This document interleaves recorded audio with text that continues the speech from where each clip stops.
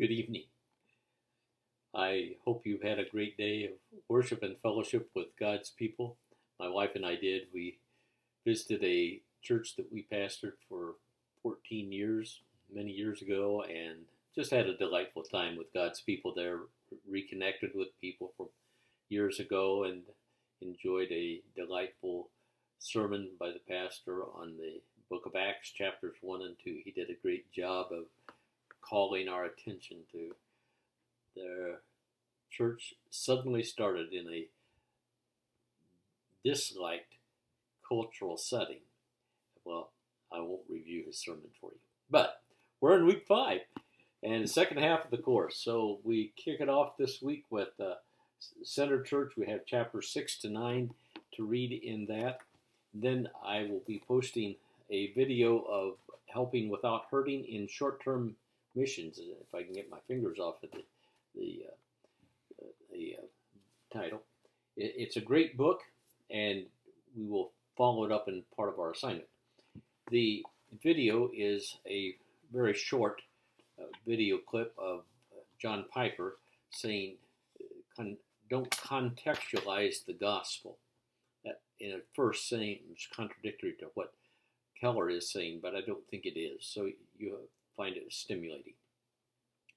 Our assignment then is a 3-page document to address a statement in this book.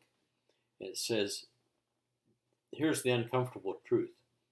Because poverty alleviation is a long-term process of reconciliation, not a momentary provision of material goods, a standalone 2-week STM trip, that's short-term missions trip, cannot significantly and directly contribute to poverty alleviation. But the trip can make poverty worse. Now that's quite a statement, isn't it? So your assignment is to interact with that statement.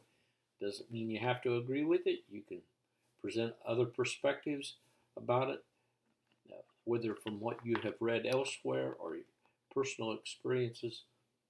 But it's helping without hurting, and a good thing to think about. And then our discussion board is that Keller proposes that we present the contextualizing the gospel in our own ministry setting to that culture in a respectful and meaningful way that challenges people. Now, the discussion is, how will you begin to implement what Keller is proposing in his presentation? In a sense, we're not going to discuss whether we agree with him or disagree with him. His proposal is, and then you discuss how you will implement that in your ministry setting. Good thing to think about. Well, have a great week. We are on a delightful journey together, and I enjoy getting to go along with you. My wife has asked me what some of the projects that you have done, and we enjoyed chatting about the great diversity of what you have learned. Obviously, I didn't reveal any personal information in that, but just the big overview.